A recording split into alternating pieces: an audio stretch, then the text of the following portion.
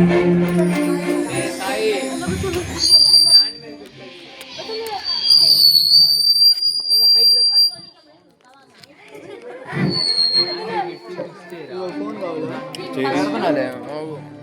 సంబంధమైన వారు మొదట వచ్చి ఉన్నారు. వారు చెడు సహవాసం చేస్తూ అల్లరితో కూడిన ఆటపాటలు చూస్తూ అట్లాగా ఉన్నారనమాట. మొదట వాళ్ళు వచ్చారు. రెండవసారి ఎవరు వస్తున్నారంటే తను చదువుకున్నాడు కానీ జాబ్ చేస్తున్నాడు కానీ దేవుని ఎరగలేదు. అట్లా వచ్చాడు. మూడవదిగా వస్తున్నాడు. అతను కూడా చదువుకున్నాడు కానీ కష్టాలు బ్రతుకుతున్నాడు అన్నమాట.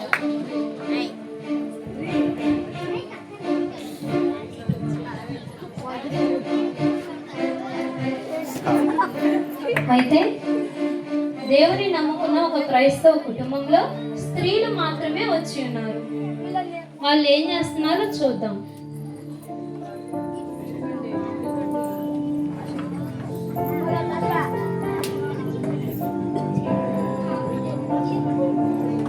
అన్నా, మీరు యేసు ప్రభుని నమ్ముకోండి. సరే సరే అన్నా, మీరు యేసు ప్రభుని నమ్ముకోండి అన్నా. సరే సరే సరే అమ్మా. అన్నా, మీరు యేసు ప్రభుని నమ్ముకోండి అన్నా. సరే సర్లే చూద్దాంలే పోండమ్మా. ఇలాగా ప్రతిరోజు ప్రతి ఇంట ప్రతి ఒక్కరికి చెప్తూ స్వార్థ ప్రకటిస్తూ ఉన్నారు. తన గృహానికి వారు వచ్చేసి ఉన్నారు.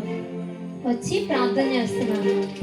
స్తోత్రములు స్తోత్రములు స్తోత్రములు ప్రభా, గత కాలం నుంచి ఇప్పటి వరకు నేను ఎక్కడ చాటును మమ్మల్ని భద్రపరిచినందుకు నీకు స్తుతులు స్తోత్రాలు చెల్లించుకున్నాం ప్రభా.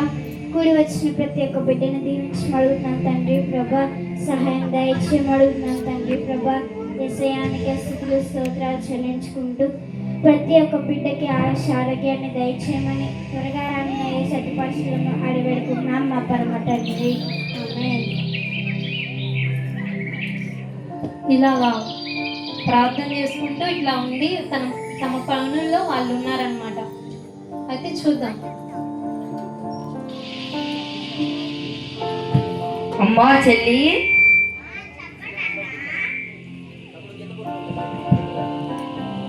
మీరు నాకు నిన్న సువార్త చెప్పారు కదా, అవునన్నా.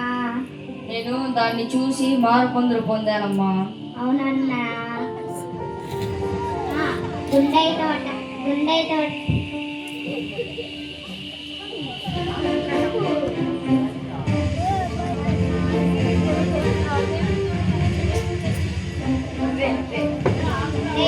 దేవుడి తోడు పరిచయం రా, నన్ను తీసుకెళ్తాను. ఆదివారం బాగా వాక్యం చెప్తారు, పాస్టర్ గారు బాగా చెప్తారు. 10 గంటలకు వెళ్దాం రా, తీసుకెళ్తా. సరేనమ్మా.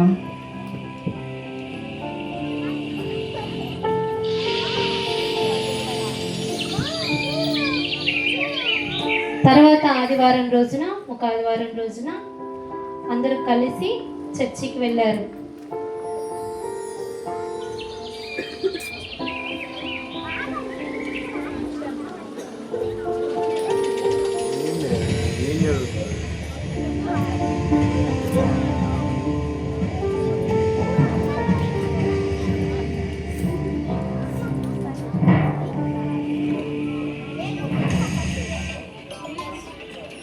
దేవునికి స్తోత్రం కలిగిన గాక. మంచిది.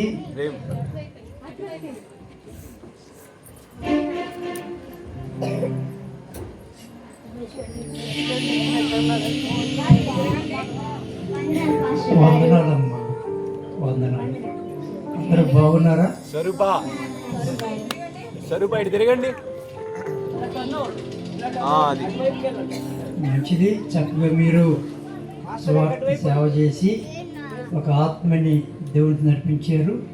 దేవుడిని ఇంకా బహుగా బలంగా దీవించునుగాక. మీ కొరకు చిన్న మాట ప్రార్థన చేస్తాను.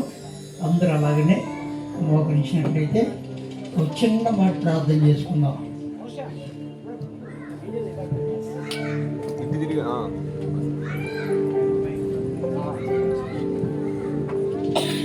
దయగల మా తండ్రి పరిశుద్ధుడా, నీకు వందనాలు ప్రభా. ఈ గొండయ్య గారి తోటలో తండ్రి ప్రభా, దేవుని తోడు అనే మందిరాన్ని నువ్వు మాకు ఇచ్చి మమ్మల్ని మీరు బలపడుతుబడి స్తోత్రాలు. మా సంఘ బిడ్డలు మీరు ప్రేమించి వారు చేసిన వివిధ సువార్త ద్వారా మరికొన్ని ఆత్మలను సరిగ్గా నడిపించినందుకు స్తోత్రాలు. ఇంకా అనేకులు ప్రభా దేవుని తోడు దృష్టిలో చేర్చబడి మీ నామాన్ని స్తుతించినట్లుగా సహాయం చేయమని వీళ్ళందరినీ దీవించమని, అందరినీ ప్రభా రక్షణ మార్గం నడిపించడానికి మీరు పడుచున్న ప్రయాసంలో మీ తోడించి బలపరచమని యేసు నామంలో ప్రార్థన చేసుకుంటున్నాము తండ్రి. ఆమేన్. అందరికి వందనాలు. క్షేమంగా వెళ్ళి చక్కగా ఇలా ప్రార్థన చేసుకుంటూ ప్రభుని స్థితి దేవుడు దీవించును గాక. అందరికి వందనాలు. మంచిదండి. ప్రతి అంకుల్ వారంలో ఇంకా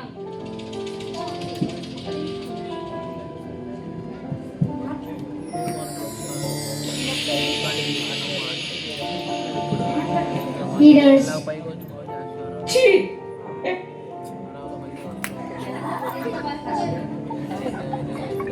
ఎంత ఎంత జాబు చేసినా ఎంత వర్క్ చేసినా చిరాగ్గా ఉంది. చర్చికి వెళ్తే ప్రశాంతంగా ఉంటుంది. దేవుడు ఇచ్చిన స్కిట్ని దేవుడు దీవించును గాక. అయితే ఈ స్కిట్ ద్వారా మనం తెలుసుకోవాల్సిన విషయం ఏంటంటే, చూశారు కదా ఇక్కడున్న దేవుని ప్రజలారా, దేవుని సంగమా, అందరూ వీక్షిస్తూ చూస్తున్నారు కదా మీరందరూ. అయితే ఈ విషయంలో మీరు తెలుసుకోవాల్సింది ఏంటంటే, మనం అందరం కూడా చిన్నపిల్లలు వాళ్ళు స్త్రీలే అయినప్పటికీ కూడా ప్రతిరోజు ఏం చేశారంటే వారు ఇంటింటికి వెళ్ళి సువార్త ప్రకటించింది. సువార్త ప్రకటించినప్పుడు దేవుడు వాళ్ళకున్న ఆశను బట్టి వాళ్ళు ప్రతిరోజు సువార్త ప్రకటిస్తే ఒక అతన్ని మార్చాడు. అతను సిమెంట్ వర్క్ చేసుకుంటూ తన పనుల్లో తను ఉంటా సిమెంట్ వర్క్ చేసుకుంటా ఉన్నాడు. కానీ దేవుడు తననే ఎంచుకున్నాడు. ఎందుకు ఎంచుకున్నాడో తెలుసా? తనలో ఉన్న ఆశ, నేను చర్చికి వస్తానమ్మా అని ఈ స్త్రీల యొక్క ఇంటికి వచ్చి అడిగి ఆశించాడు. కనుకనే దేవుడు కార్యం చేశాడు. తనను కూడా దేవుని సన్నిధికి తీసుకొని వచ్చాడు. అయితే ఇక్కడ మనం తెలుసుకోవాల్సిన చివరికి ఏమైంది, ఈ జాబ్ చేస్తున్నాడు కానీ తను కూడా చదువుకున్నాడు కానీ తనకి ఒక ప్రశాంతతమైన జీవితం అనేది లేదు.